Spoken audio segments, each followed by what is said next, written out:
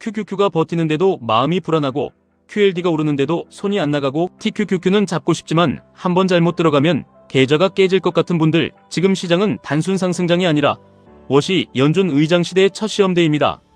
지금 중요한 건 하나입니다. 시장이 오르느냐가 아니라 이 상승이 왜 나오는지 아는가입니다. 이유를 모르면 QQQ가 올라가도 못 버팁니다. QLD가 눌리면 겁나서 팔게 됩니다. TQQQ가 하루에 크게 움직이면 수익이 아니라 공포부터 느끼게 됩니다. 지금 미국 시장은 이상해 보입니다. 금리는 여전히 높고 물가는 아직 완전히 잡혔다고 말하기 어렵고 워시 의장은 시장을 달래주는 파월식 화법보다 더 차갑고 데이터 중심적인 태도를 보이고 있습니다. 그런데도 QQQ는 쉽게 무너지지 않습니다. 반도체는 눌렸다가도 다시 살아납니다. AI 관련주는 비싸다는 말이 계속 나오는데도 돈은 계속 그쪽으로 갑니다. 왜 그럴까요? 답은 유동성과 실적입니다. 지금 시장에는 겉으로 보이는 금리 부담과 안쪽에서 움직이는 돈의 힘이 동시에 존재합니다. 미국은 금리를 확 내리기 어렵습니다. 그런데 돈을 완전히 막아버리면 경기와 주식시장이 버티기 어렵습니다. 그래서 은행 규제 완화, 재무부 계좌 지출, 국채 수요 조절, 유사양적 완화 같은 방식으로 돈이 흐를 길을 만들고 있습니다. TJ에 쌓인 돈이 거의 1조 달러 수준까지 언급되고 그 돈이 쓰이기 시작하면 시장은 금리만 보고 움직이지 않습니다. 금리가 높아도 돈이 돌면 성장주는 버팁니다. 그래서 QQQ가 버팁니다. 그래서 QLD가 조정 후 다시 반응합니다. 그래서 TQQQ는 방향이 맞으면 무섭게 튀어오릅니다. 하지만 여기서 착각하면 안 됩니다. 지금은 아무 때나 TQQQ를 잡아도 되는 장이 아닙니다. 워시 의장은 시장이 원하는 말을 쉽게 해주지 않을 가능성이 큽니다. 금리 인하 기대 하나로 주가를 밀어올리는 장이 아니라 실적과 투자금과 산업 흐름이 진짜로 확인되는 자산만 살아남는 장입니다. 그래서 지금은 더 냉정해야 합니다. QQQ가 오른다고 모든 기술주가 오르는 게 아닙니다. QLD가 오른다고 아무 때나 들어가도 되는 게 아닙니다. TQQQ가 강하다고 늦게 추격하면 하루 이틀 만에 수익보다 손실이 먼저 올 수 있습니다. 숫자로 보겠습니다. AI 투자금은 이미 말이 아니라 돈으로 움직이고 있습니다. 빅테크가 AI 인프라에 쓰는 돈이 올해 7천억 달러 수준으로 거론되고 내년에는 1조 달러까지 커질 수 있다는 전망이 나옵니다. 7천억 달러에서 1조 달러면 약 43% 증가입니다. 이건 단순 테마가 아닙니다. 기업들이 실제로 서버를 사고 GPU를 사고 데이터 센터를 짓고 전력을 확보하고 냉각 장비를 넣고 광통신을 깔고 있다는 뜻입니다. 이 돈은 결국 QQQ 안의 핵심 기업들로 갑니다. 반도체로 갑니다. 전력 인프라로 갑니다. AI 생태계로 갑니다. 그러니까 지금 투자자는 주가만 보면 안 됩니다. 이익이 얼마나 늘어나는지 봐야 합니다.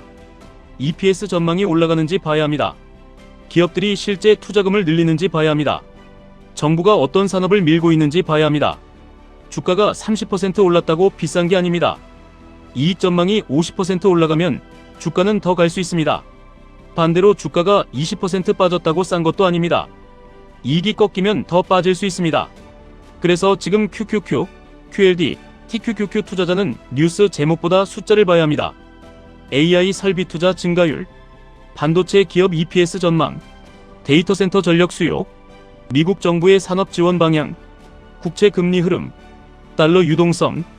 이 숫자들이 살아있으면 조정은 끝이 아니라 기회가 됩니다.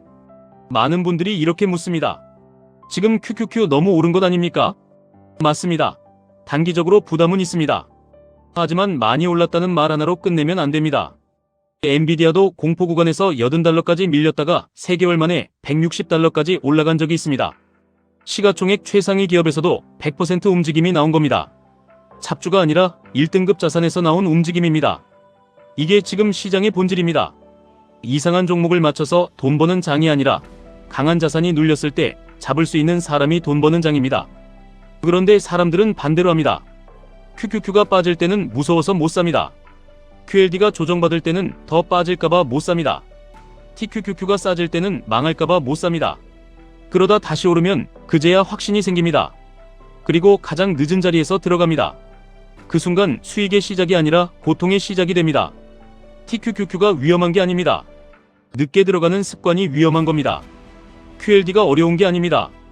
조정이 올 때마다 기준이 사라지는 마음이 어려운 겁니다. QQQ가 답답한 게 아닙니다.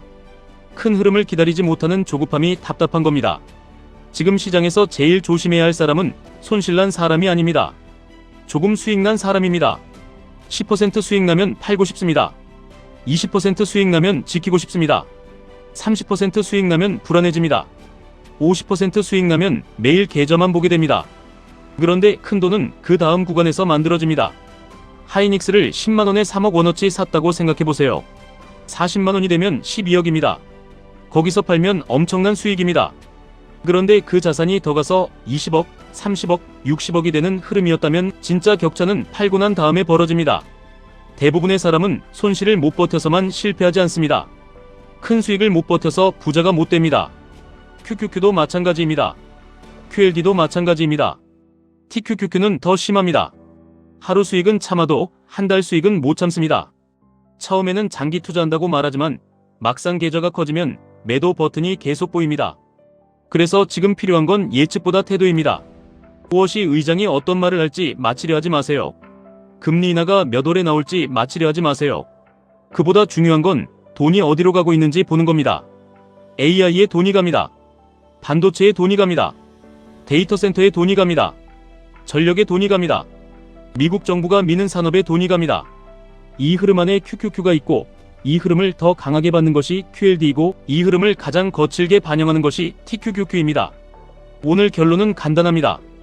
파월 시대처럼 연준이 시장을 편하게 안아주는 장을 기대하면 안 됩니다. 무엇이 시대에는 말보다 숫자가 중요합니다. 금리 인하 기대보다 실적이 중요합니다. 분위기보다 유동성이 중요합니다. 테마보다 실제 투자금이 중요합니다. 그래서 우리는 흥분하면 안 됩니다. 겁먹어도 안 됩니다. QQQ가 눌리면 왜 눌리는지 봐야 합니다. QLD가 흔들리면 실적 흐름이 꺾였는지 봐야 합니다.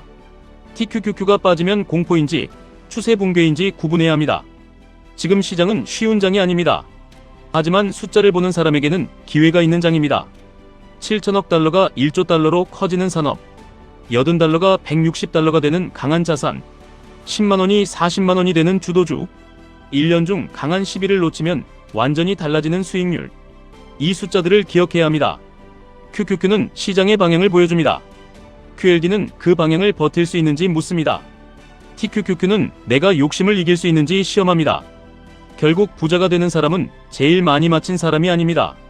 좋은 흐름을 알아보고 좋은 자산을 너무 빨리 팔지 않고 공포 구간에서 도망가지 않고 숫자가 꺾일 때까지 기다릴 줄 아는 사람입니다.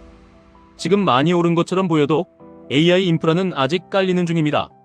반도체 수요는 끝난 게 아니라 더 깊어지는 중입니다. 무엇이 연준 의장이 시장에 찬물을 끼얹는 날도 있겠지만 진짜 실적과 돈의 흐름이 살아있다면 그 흔들림은 끝이 아니라 시험입니다. QQQ, QLD, TQQQ 투자자는 그 시험을 감정이 아니라 숫자로 통과해야 합니다. 지금까지 1분 투자 하이젠버그였습니다.